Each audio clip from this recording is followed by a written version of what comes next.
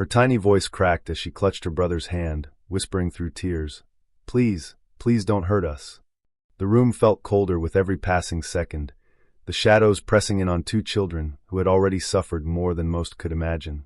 Emily tried to be brave, but she was just a little girl, her sobs betraying the fear she carried inside. And then, in the silence of that dreadful night, the front door opened. Heavy footsteps echoed through the hall. A man's voice rang out, deep, commanding, and filled with something neither of them expected. It wasn't just anger. It was protection. It was love. Their millionaire father had returned home, and what he said in that moment changed everything forever. But before we begin, tell me, where are you watching this story from? I truly love knowing where my viewers are tuning in across the world. Now let's begin this story. The golden glow of the afternoon sun spilled across the towering skyscrapers of New York, glinting off glass windows and polished steel. In the heart of the city, inside an office high above the bustling streets, sat Samuel Walker, a man the world admired, envied, and whispered about. At 43, Samuel had climbed to the peak of wealth and influence, the kind of man whose name was etched into magazines and whose presence commanded silent respect in boardrooms. His office on the top floor of Central Park Tower was a picture of cold perfection. A crystal chandelier shimmered overhead, while shelves lined with leather-bound books and awards stretched behind him like a wall of trophies. On his desk lay a gold-plated pen, a neat stack of contracts, and an untouched cup of black coffee that had long gone cold. Every corner of the room reflected success: Italian leather chairs, a Rolex ticking faintly on his wrist, and shoes that gleamed as if polished by the very idea of power. Yet behind the sharp suit and relentless signing of documents, there was something hollow in Samuel's eyes, a shadow that no luxury could fill. Once he had known warmth. Years ago, Samuel had lived in a house filled with laughter. His first wife, Sarah, had been the heart of that home, her laughter like wind chimes, her presence as steady as sunlight. Their daughter, Emily, had grown up under Sarah's gentle care, a child who danced barefoot on grass, who clutched daisies in tiny fists and looked up at her father with trust shining in her brown eyes. And then there was Michael, a baby boy with dark lashes and soft curls, born in the midst of tragedy. For the day Michael came into the world was the day Samuel lost Sarah forever. Complications after childbirth had taken her life, leaving Samuel broken, stripped of joy, and unable to face the very children who bore her memory. In his grief, he had buried himself in work, leaving behind toys untouched, bedtime stories unread, and two small hearts quietly learning to live without him. It was in this hollow space that Veronica entered. Once Sarah's close friend, Veronica had stepped into Samuel's life with a smile as sweet as honey. She soothed him with gentle words, cared for his children with the image of maternal devotion, and slowly, Samuel convinced himself that she was the anchor he needed. If Sarah had been light, Veronica seemed like salvation, someone who would fill the silence of the house, someone who would embrace the children in ways Samuel himself had not. For months, while Samuel drowned himself in meetings and flights across continents, Veronica remained at home, a polished figure of grace, raising Emily and Michael. At least, that was the image Samuel believed. On this particular day, Samuel closed the final file on his desk, his signature trailing across the page in precise strokes. For weeks, he had been away, late-night meetings, business negotiations, endless schedules that left no room for fatherhood. But as he caught his reflection in the tall mirror, he paused. The man who stared back at him wore success like armor, but there was weariness in his face, a loneliness carved deep into his expression. And then a thought, unplanned, fragile, entered his mind. What if he went home early? What if, for once, he returned not as a businessman but as a father? He pictured Emily, now 6 years old, running into his arms. He imagined holding Michael, feeling the boy's small weight in his arms for the very first time. The image softened him, stirring something buried beneath years of guilt. For the first time in months, Samuel picked up his coat, ignored the questions of his secretary, and left the office without a word. The luxury car slid through the streets, carrying him away from glass towers into the suburbs, where his mansion stood behind iron gates. The house had once been alive with warmth, filled with Sarah's laughter, the smell of fresh-baked bread, and the sound of Emily's footsteps running across the wooden floors. Now it stood as a monument, vast, silent, and cold. Samuel barely visited, his presence reduced to a shadow that came and went between flights. Yet today felt different. As the gates opened and the car pulled into the driveway, a strange anticipation knotted in his chest. He stepped out, his polished shoes clicking against the marble floor of the grand hall. The chandelier glowed warmly overhead, but the silence was unnerving. Too still. Too quiet. Samuel set down his briefcase, removed his coat, and began walking deeper into the house. Then he heard it, faint at first, like a thread pulled taut through silence. A cry. The weak, uneven cry of an infant. His steps faltered, his breath catching. And then another sound followed, a trembling, broken voice, one he recognized instantly. Emily. His little girl. Her voice cracked with sobs, carrying words that twisted like a knife into his chest. Please, please save my brother. The sound froze Samuel in place. Every muscle stiffened, his heart hammering violently as he followed the voice down the long hallway. His polished shoes clicked softly on the floor until he stopped at the doorway of the living room. What he saw drained the air from his lungs. Emily, his daughter, was huddled on the floor, her small arms wrapped protectively around her baby brother. Her dress, once pink and bright, was torn and stained, her hair tangled into knots. Her face streaked with tears as she clutched Michael, whose face was red from crying, tiny fists flailing weakly in exhaustion. Emily's shoulders shook as she rocked him, her voice barely rising above her sobs. Please don't hurt him, he's just a baby. I'll be good, I promise. And across from them stood Veronica. Not the tender, graceful woman Samuel thought he knew. Her eyes were sharp, her lips curled in disdain, her voice cutting through the room like glass. I told you already, Emily. Stop crying. Stop bothering me. If you don't listen, I'll make sure both of you regret it. Her hand, perfectly manicured, pointed at the children like a weapon. Samuel's world stopped. The air pressed heavy in his chest, disbelief flooding his veins. For months, he had imagined Veronica as a motherly figure, the gentle hand who cared for his children in his absence. But here, in front of his eyes, was something else entirely.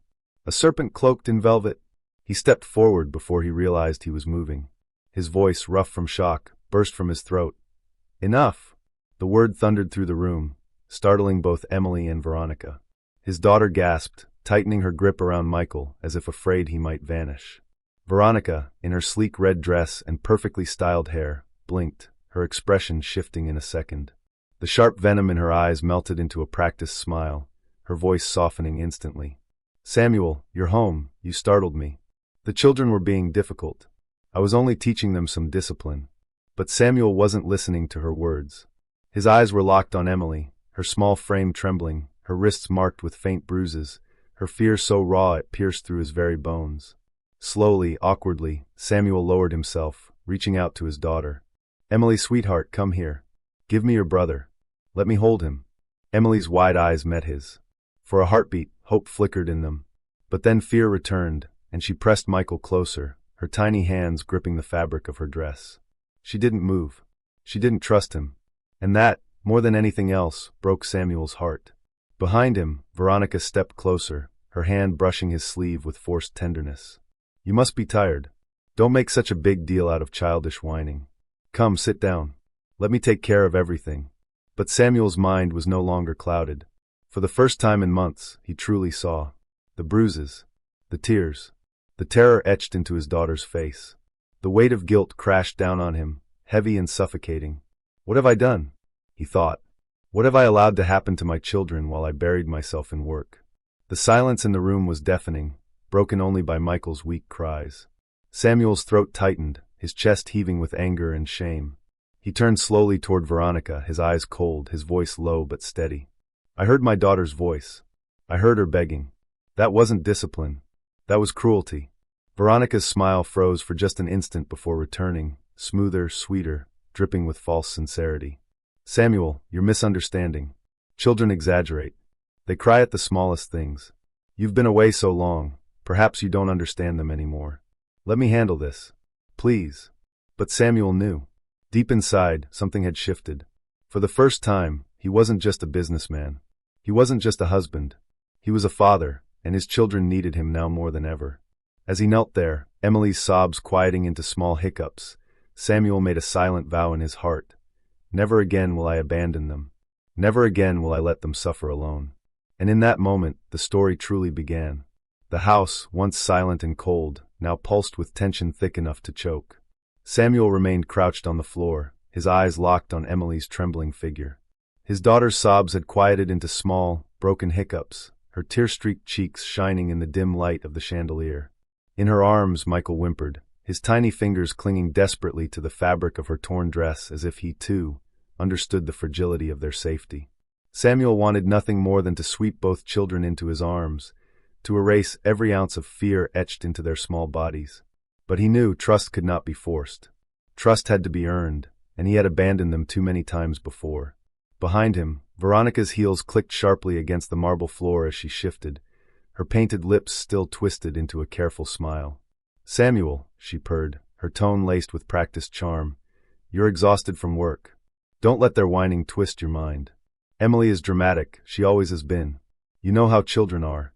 She tilted her head, dark hair cascading over her shoulder like a curtain, eyes gleaming with something far colder than the honey in her voice. But Samuel didn't move.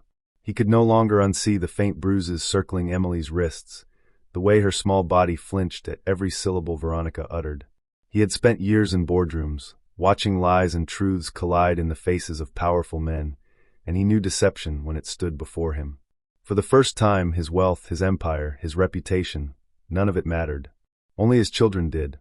Slowly, he reached out again, extending his arms toward Emily. "Sweetheart," his voice broke, softer now, trembling with the weight of regret, "I'm here. You don't have to be afraid anymore." Emily's big brown eyes darted between him and Veronica.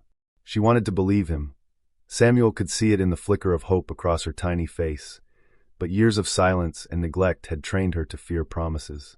Finally, clutching Michael tighter, she whispered, almost inaudible, "She'll hurt us if I move." The words, though small, struck Samuel with the force of a hammer. His breath caught, guilt slamming into him with relentless fury. How many times had his daughter begged like this when he wasn't home? How many nights had she prayed for protection while he signed contracts in faraway cities? Samuel rose slowly to his full height, his towering figure casting a long shadow across the room. His voice, once broken, now carried steel. "No one will hurt you again, Emily. Not while I'm here." He turned his gaze toward Veronica, his eyes colder than ice. Especially not her. For a brief moment, the polished mask on Veronica's face cracked. Her lips tightened, her eyes flashed, and her hand twitched as though itching to strike. But then, as quickly as it appeared, the mask returned. She let out a soft laugh, the sound dripping with artificial sweetness. "Samuel, please. You're being dramatic. You know me. I've cared for these children as if they were my own. Haven't I always told you how much I love them?" She stepped closer, reaching for his hand, her voice lowering into something intimate. "You're tired. Let me explain everything calmly." But Samuel stepped back, his jaw tightening. He could feel the tremble in Emily's voice lingering in the air like a curse. He knew what he had seen. He knew what he had heard. The truth no longer lived in shadows. It screamed in his daughter's sobs, in the terror in her eyes. The silence stretched, heavy and suffocating. Emily sniffled, pulling Michael's small head closer to her chest. The only sound was the faint tick of the grandfather clock in the corner, each passing second hammering into Samuel's mind. His home, once thought to be a safe haven, had been nothing more than a cage for the two lives he loved most. And he, blinded by grief, wealth, and ambition, had allowed it. Finally, Samuel spoke, his voice low, filled with restrained fury. "You'll explain, Veronica? Then explain why my daughter is begging for mercy in her own home. Explain why a 6-year-old child is more afraid of you than of the dark. Explain these bruises." He gestured toward Emily, his eyes burning. "Go on. Explain." Veronica's smile faltered, her carefully built facade slipping inch by inch. "Children bruise themselves all the time," she countered quickly, her words sharper now. "They fall, they play, they exaggerate. You've been absent, Samuel. You don't know them anymore. Don't twist my devotion into something cruel." But her mistake was in underestimating him. Samuel had not built an empire by being blind. He had learned to cut through lies, to smell deceit even when it was wrapped in silk. And in this moment, he saw her clearly, not as the savior he once believed her to be, but as the predator she truly was. The realization was like fire coursing through his veins. Rage, hot and unrelenting, surged inside him. Yet beneath the fury lay something even stronger, a father's instinct, awakened after too long in slumber. For years, Samuel had let contracts and profits define him, but now, standing before the fragile bodies of his children, he knew his true purpose. He stepped toward Emily, lowering himself once again, softer this time. "Emily," he whispered, his voice breaking, "look at me." Her eyes lifted, hesitant, wary. I know I've been gone. I know I wasn't here when you needed me most. But I'm here now. And I promise you, I will never let her touch you again. Do you believe me? Emily's lips trembled. She wanted to believe. She wanted to throw herself into his arms, to let go of the fear that had haunted her nights. But her small voice carried the weight of a wound too deep for her age. You always leave, Daddy, she whispered, clutching Michael tighter. She says you don't care about us. Samuel's heart shattered into 1,000 pieces. Each word pierced deeper than any accusation, because he knew it was true. He had left. He had cared more about boardrooms than bedtime stories. He had drowned his grief in numbers while his children drowned in silence. Tears welled in his eyes, blurring the image of his daughter's fragile face. He leaned forward, gently placing a hand over his heart. I was wrong, Emily. I thought I was doing what was best, but I see now I was blind. I care about you more than anything in this world. You and Michael, you are my world. And I swear, from this day, nothing will come before you. Not business. Not wealth. Nothing. For a moment, silence wrapped around them. Emily's wide eyes shimmered with tears, her body still trembling but softer now, less rigid. Slowly, as though testing fragile glass, she extended one small hand, placing it in his. Samuel closed his larger hand around hers gently, his touch trembling with relief and remorse. Michael whimpered again, but his tiny fist brushed Samuel's sleeve, as if sensing the shift. Behind them, Veronica's composure shattered. Her voice, once honeyed, now cracked like a whip. Enough of this nonsense, she hissed, her face twisting with fury. You think you can come home after months of absence and turn them against me? I've been the one raising them.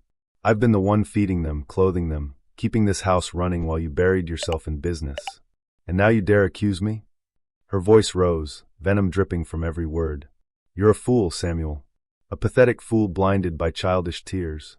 Samuel rose to his feet slowly, his eyes like steel, his body radiating a calm that was more terrifying than rage. He stepped closer to Veronica, his voice low, each word sharp as glass. No, Veronica. The fool was me for trusting you. For leaving my children in the hands of someone who could look into their eyes and still hurt them.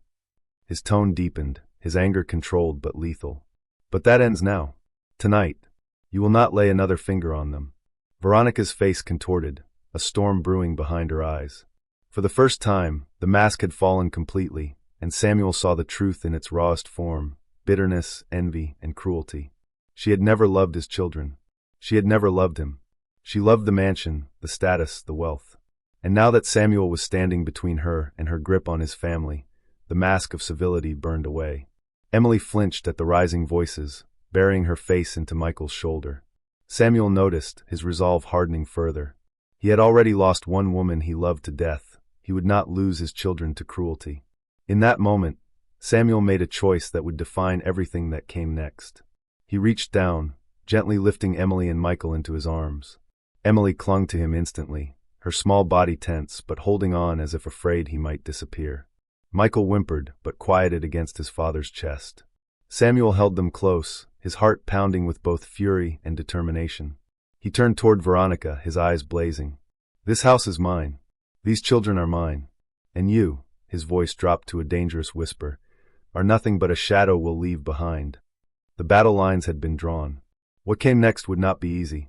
Veronica was not a woman who yielded quietly. She had claws hidden beneath her silk gloves, and Samuel knew she would fight to keep her grip on the life she had built through deceit. But as he stood there, his children finally in his arms, Samuel Walker knew one thing with absolute certainty.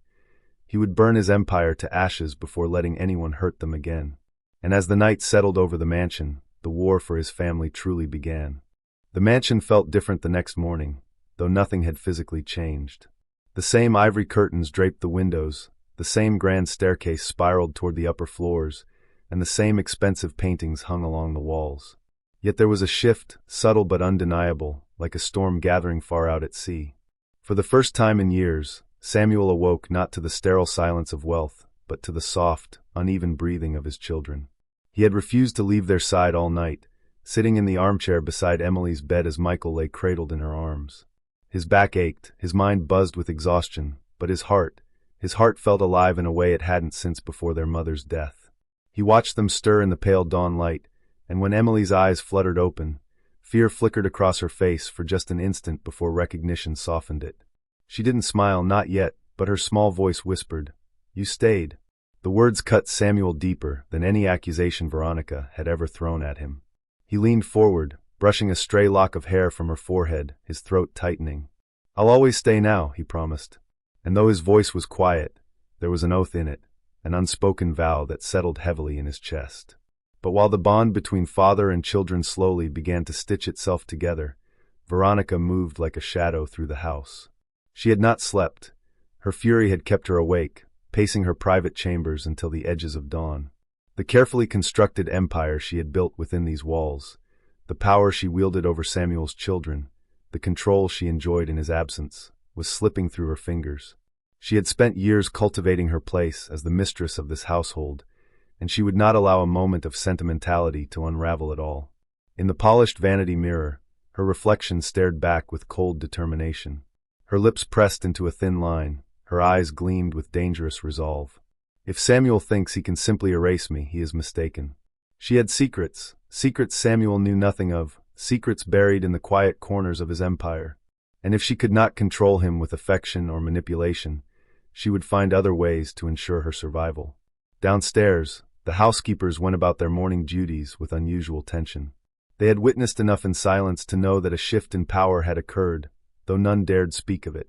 Servants in the Walker mansion had long ago learned that words traveled swiftly and dangerously within those walls.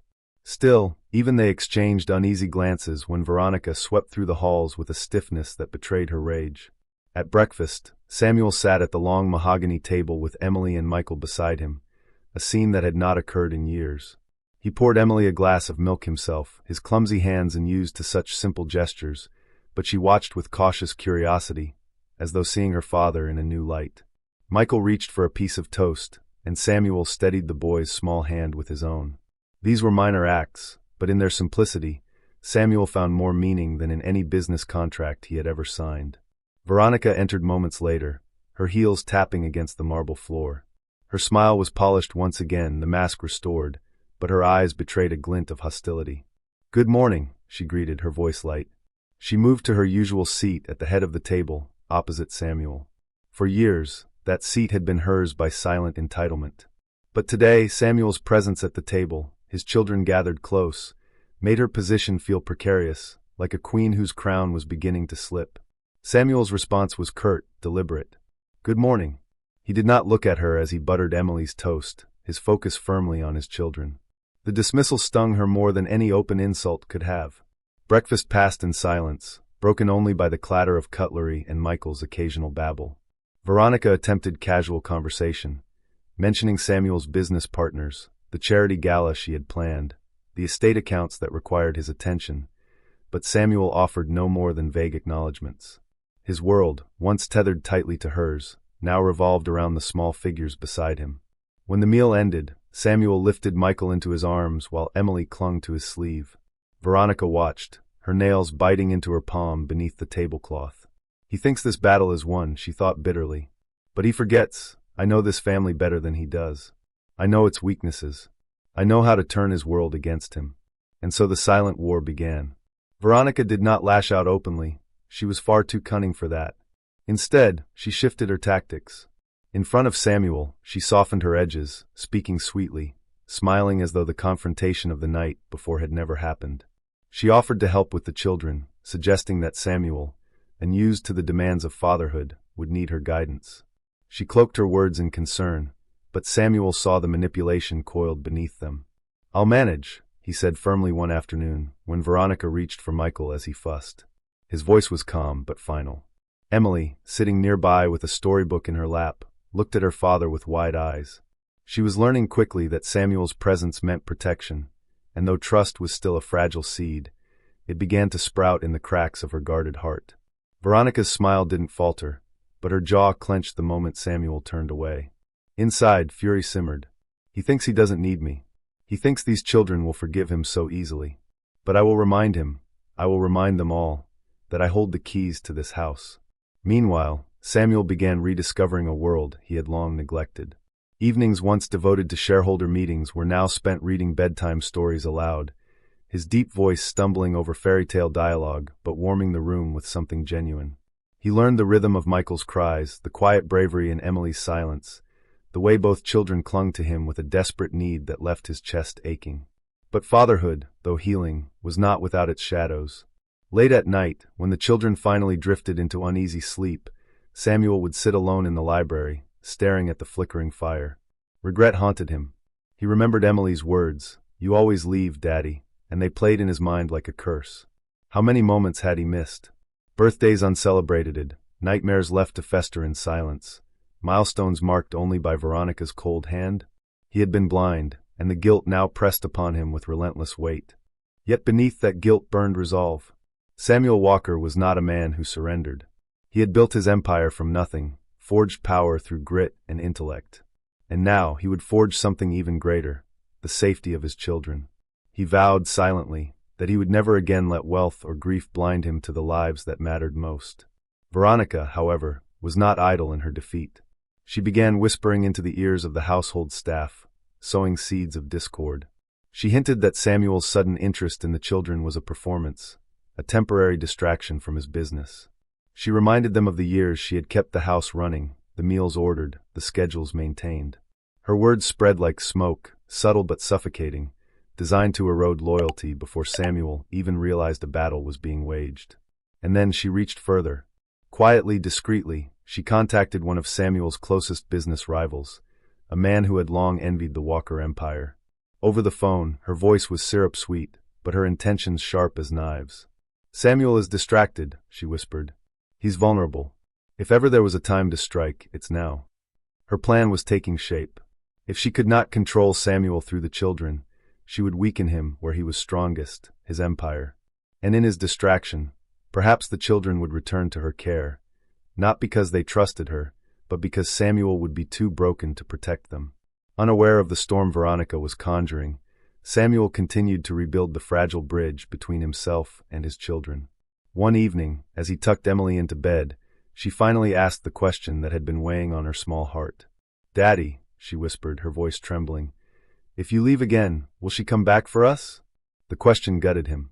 He knelt beside her bed, taking her small hand in both of his. His voice was thick, but steady. "I won't leave again, Emily. Not ever. And she will never hurt you again. That's my promise." Emily searched his eyes, her young face etched with the wisdom of a child forced to grow too soon.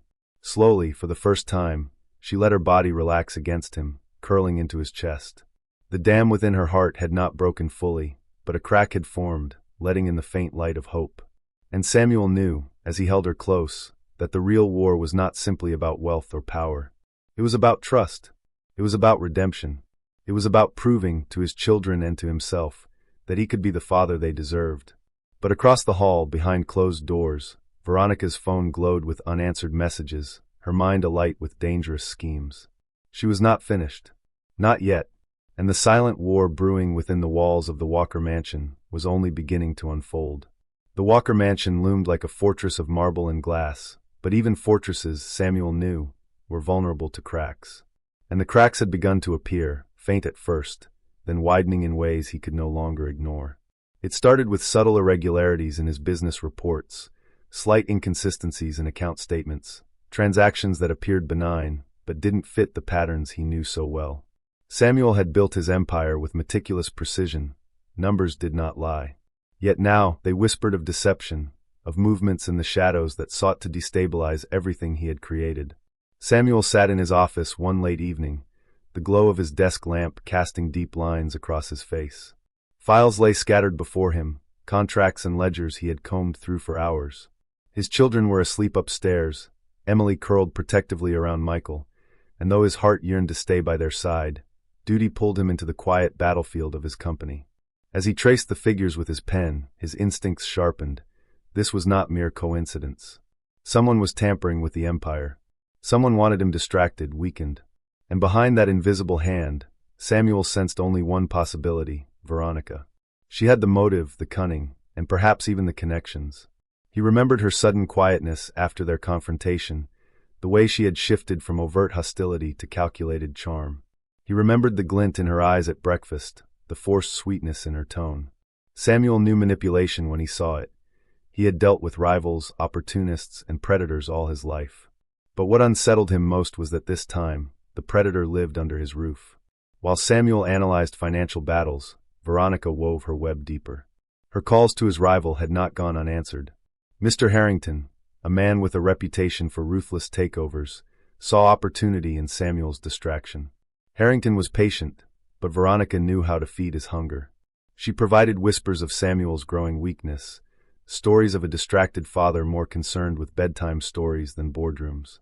"He's vulnerable," she had told him in her honeyed voice, "and you've been waiting for years to find the perfect moment to cut him down."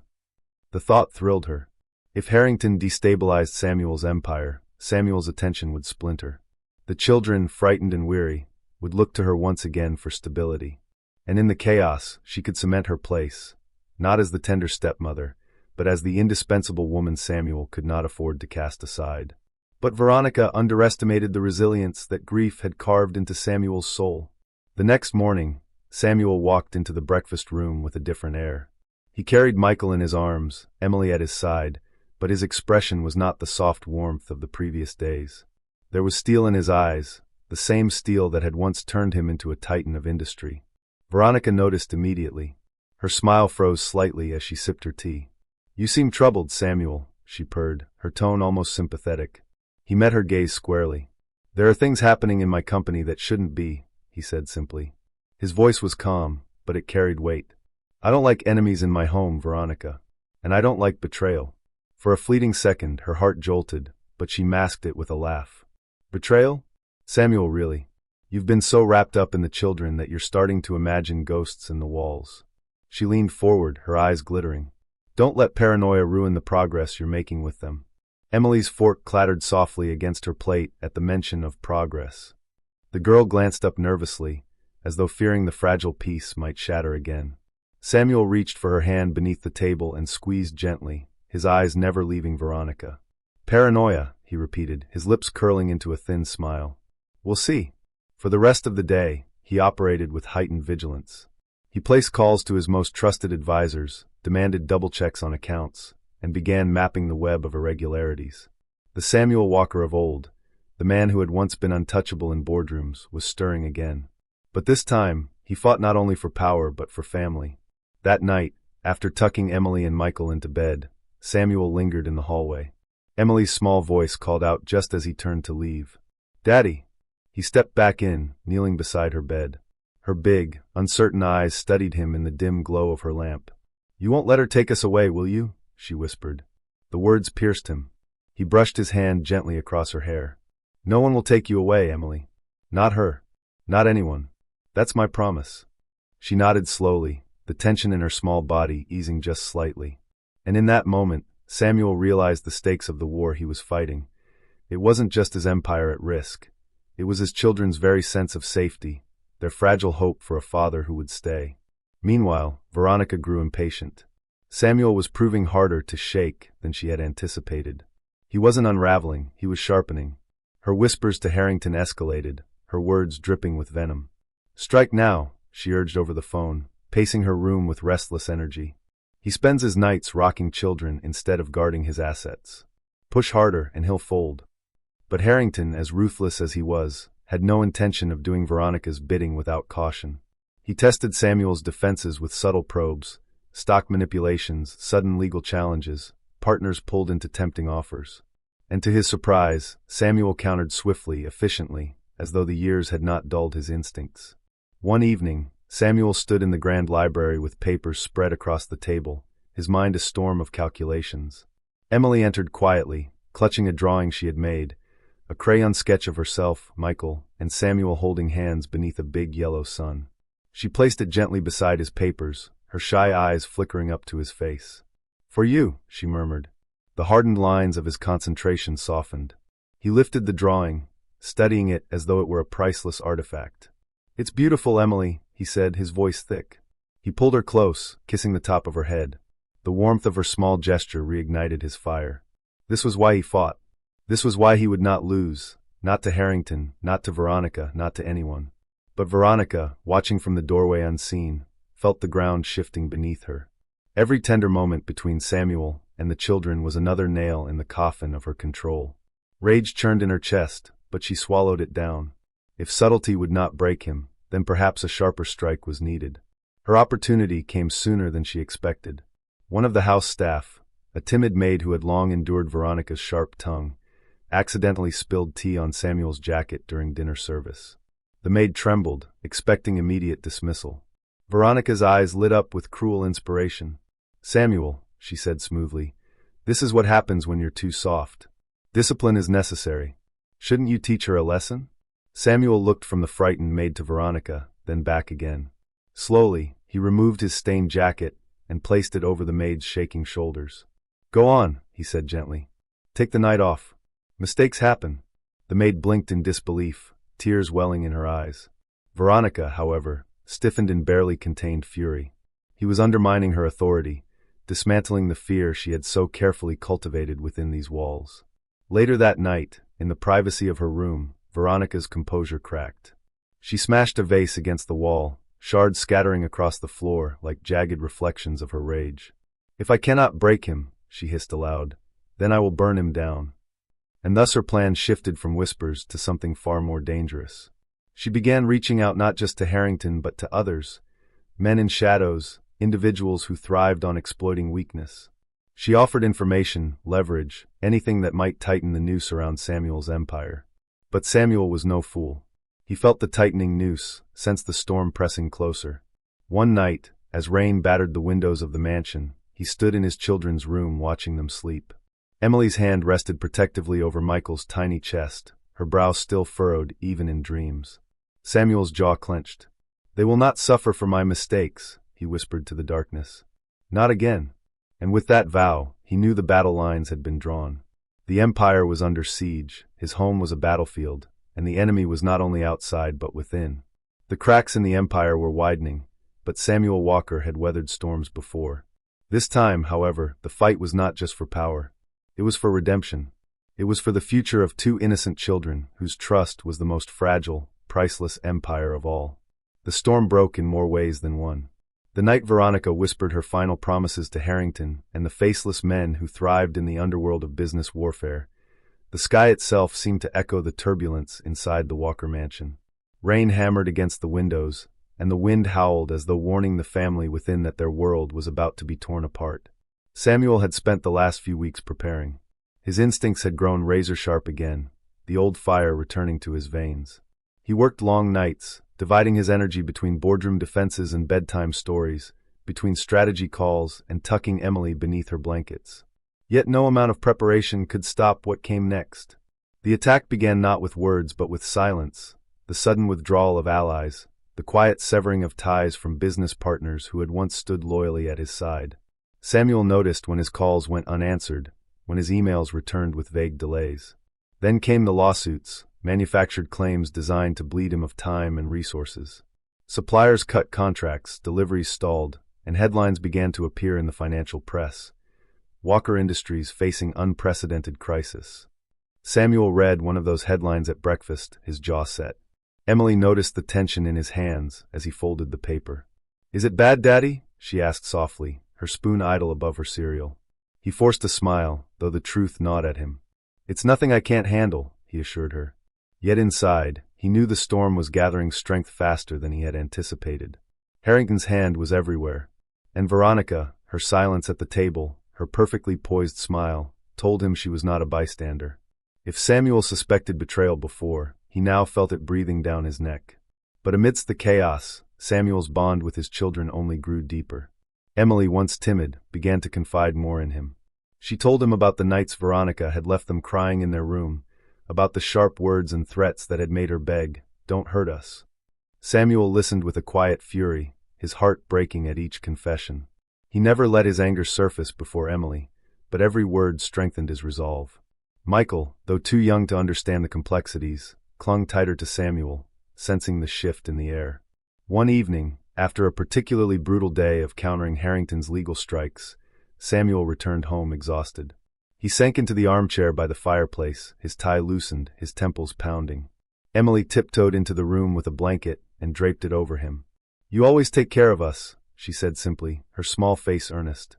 "So I want to take care of you too." The words, so innocent and full of love, cut through the fog of battle like sunlight piercing storm clouds.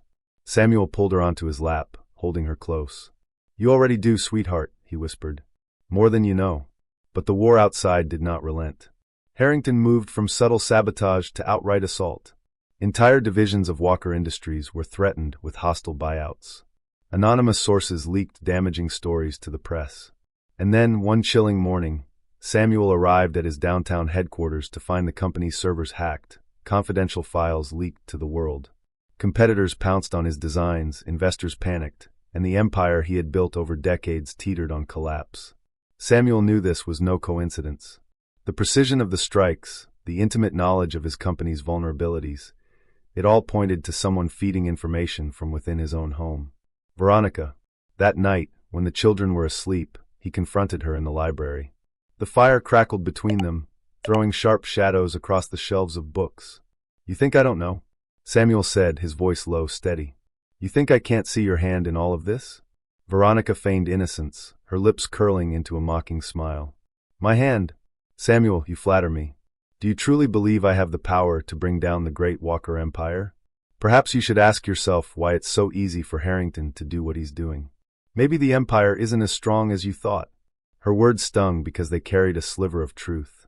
Samuel had poured so much of himself into his children these past months that, for the first time, he had let his business guard slip. But instead of weakening him, this realization only hardened his will. You've mistaken love for weakness, Samuel said coldly. But you'll learn. My love for them is the strength that will end you. For the first time, Veronica's mask faltered. Her smile tightened, her eyes flashing with hatred. But she said nothing, merely turned on her heel and left the room, her footsteps echoing through the hollow corridors of the mansion. In the days that followed, the war escalated beyond the boardroom. One of Samuel's cars was sabotaged, its brakes tampered with. He discovered it before anyone could be harmed, but the message was clear. This was no longer just about business. His children were in danger. That night, Samuel sat awake in Emily and Michael's room, watching over their slumber. His heart pounded with the terrifying realization that Harrington and Veronica were willing to cross every line, even endangering innocent lives, to bring him down. As he listened to Michael's soft breathing, he swore to himself that he would not only fight back but win. The next morning, Samuel called an emergency meeting of his most trusted allies. This isn't just about business anymore, he told them, his voice ringing with conviction. This is about family, and I will not let them destroy mine. He laid out a plan, not just to defend, but to strike back, to turn Harrington's tactics against him, to expose Veronica's betrayal. Meanwhile, Veronica began to unravel. The tighter Samuel held onto his children, the more isolated she felt. The power she had once wielded over the household slipped through her fingers. Even the staff, emboldened by Samuel's kindness, no longer cowered before her. Whispers began among them, of her cruelty, her schemes, her late-night phone calls. She had built her authority on fear, and fear was crumbling. Desperation drove her to make bolder moves. One evening, she cornered Emily in the hallway. "Do you really think your father can protect you forever?" she hissed, her voice sharp as glass. "He'll get tired, he always does. And when he does, I'll still be here. You'll answer to me." Emily's eyes widened, but she stood her ground, clutching the little drawing she had once given her father. "Daddy promised," she whispered fiercely. "And he doesn't break promises." The defiance in the girl's voice sent a chill down Veronica's spine. For the first time, she realized she was losing not just Samuel, but the children's fear as well. And without fear, she was nothing. The climax of the battle came when Harrington launched a full-scale takeover attempt. Armed with leaked documents, bribed officials, and relentless media attacks, he moved to seize control of Walker Industries.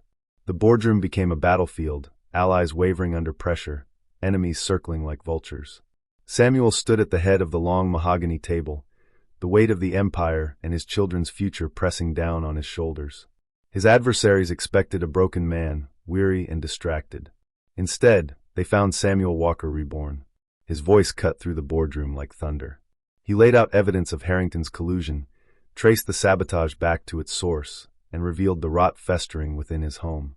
When Veronica's name surfaced in the evidence, the shock was palpable. Gasps echoed around the table. Samuel did not flinch.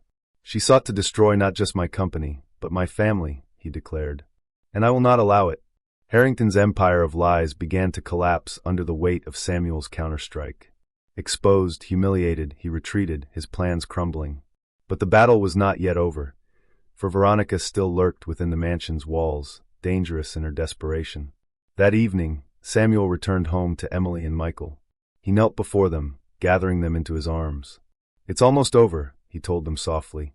"We're going to be safe. I promise." Emily looked into his eyes and, for the first time, believed without doubt. "I know, Daddy," she whispered, "because you're not afraid anymore." Samuel held her tighter, his heart swelling with pride. The empire could rise or fall, fortunes could come and go, but this bond with his children, was indestructible. And it was that bond, not wealth or power, that would carry them through the final storm yet to come. The night after Samuel's thunderous victory in the boardroom, a heavy silence fell over the mansion. The storm that had battered his empire for months had begun to break apart, and yet, within the quiet halls of his home, he knew the most dangerous threat still lingered. Harrington had been dealt with, his power fractured, his reputation in ruins, but Veronica was different. Harrington was a man of greed. Veronica was a woman consumed by rage. And rage, Samuel knew, was far more volatile than greed. For days she had vanished from sight, retreating to her wing of the house like a cornered predator.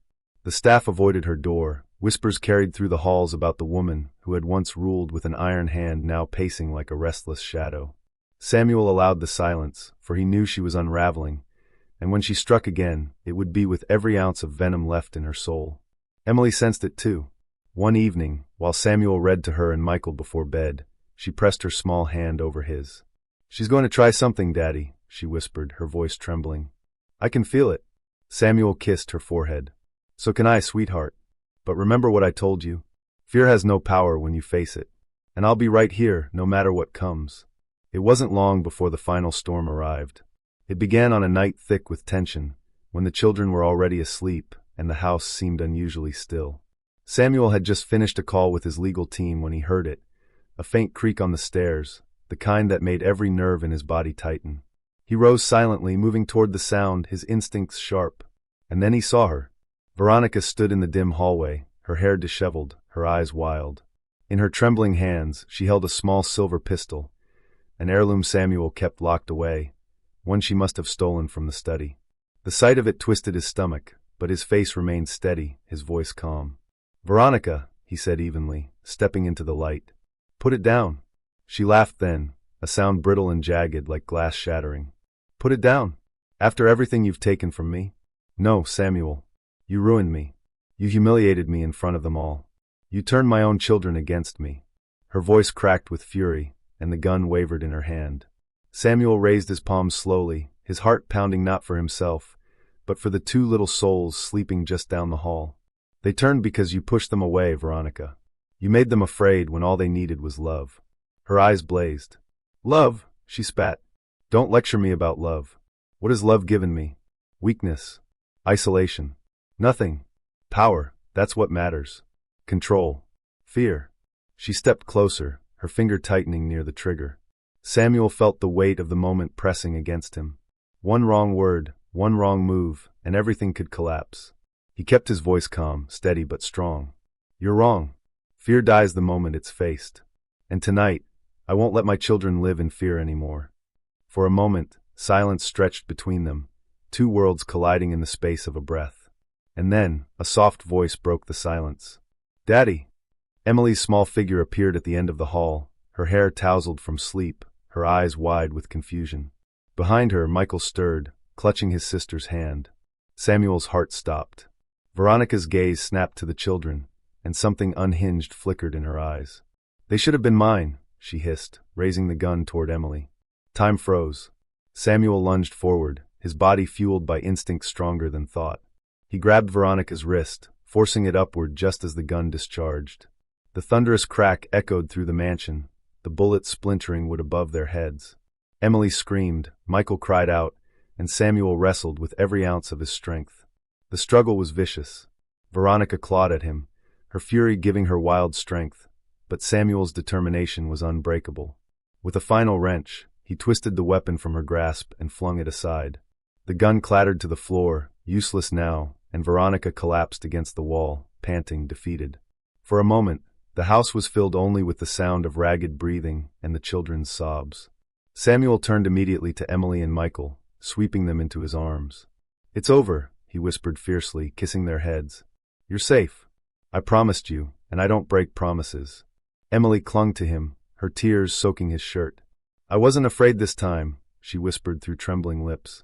I knew you'd stop her. Samuel's eyes burned, but his voice was steady. That's because you're braver than anyone I've ever known. Behind them, Veronica slumped to the floor, her strength gone. The once imposing woman was now just a hollow figure, broken by her own hatred. Samuel didn't look back at her. He carried his children down the hall, past the shattered remnants of fear, into the light of a new dawn. The authorities arrived soon after, summoned by the staff who had heard the gunshot. Veronica was taken away, her face pale and empty, her future sealed by the weight of her crimes. There were no more whispers of her power, no more shadows of her cruelty. The chapter of fear she had written in the Walker mansion was finally closed. In the weeks that followed, peace returned like a long-lost guest. Samuel repaired not just the broken walls of his empire, but the fragile hearts of his children. The boardroom battles faded, the headlines moved on, and the empire slowly regained its footing. But within the mansion, something far more important had been rebuilt. Every evening, Samuel read to Emily and Michael, their laughter filling the once silent halls. The staff moved freely without fear, the warmth of the household restored. Emily blossomed, her timid whispers turning into confident words. Michael, no longer clinging in fear, ran through the halls with the boundless energy of childhood. And Samuel, once a man defined by power and wealth, found his true identity not in his empire, but in the simple moments of love. One night, as the children drifted to sleep, Emily stirred and whispered, "Daddy?" "Yes, sweetheart? Are we really safe now?" Samuel smiled, brushing her hair back gently. "Yes, Emily. We're safe. Because family is the strongest empire there is. And nothing can destroy that." The little girl smiled, her eyes fluttering shut, her breathing soft and steady. Samuel sat by their bedside a moment longer, his heart finally at peace. Justice had been served, not in the courtroom, not in the boardroom, but here, in the quiet victory of love over fear, of light over shadows. And as dawn broke outside the mansion, Samuel Walker knew the truth. Wealth could be taken, power could be lost, but the love he shared with his children was indestructible. It was his greatest fortune, his unshakable empire.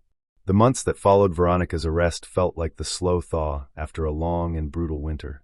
The Walker mansion, once filled with heavy silence and hushed fear, began to breathe again.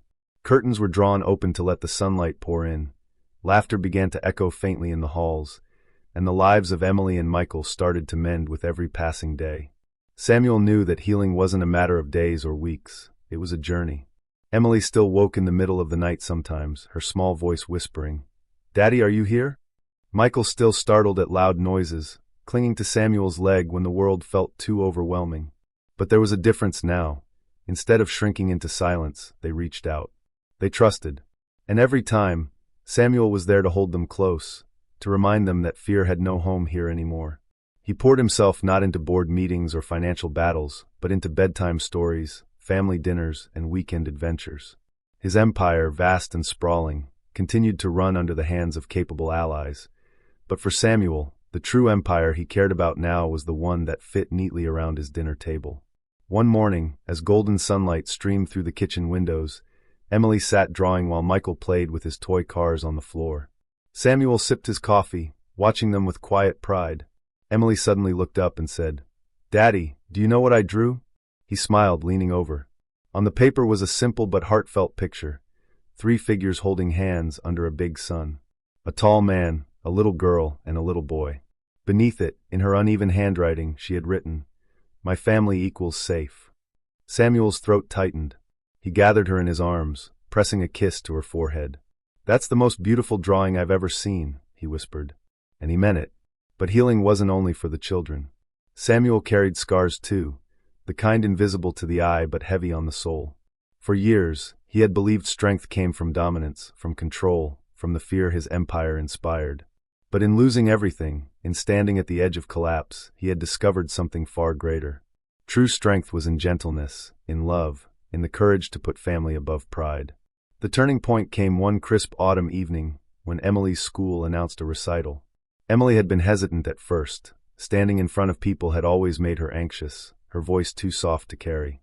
But with Samuel's encouragement, she agreed to try. The night of the recital, Samuel sat in the crowded auditorium, Michael on his lap, his heart pounding almost as hard as Emily's must have been backstage. When her turn came, she stepped onto the stage, her small hands trembling as she clutched her paper. The room fell quiet.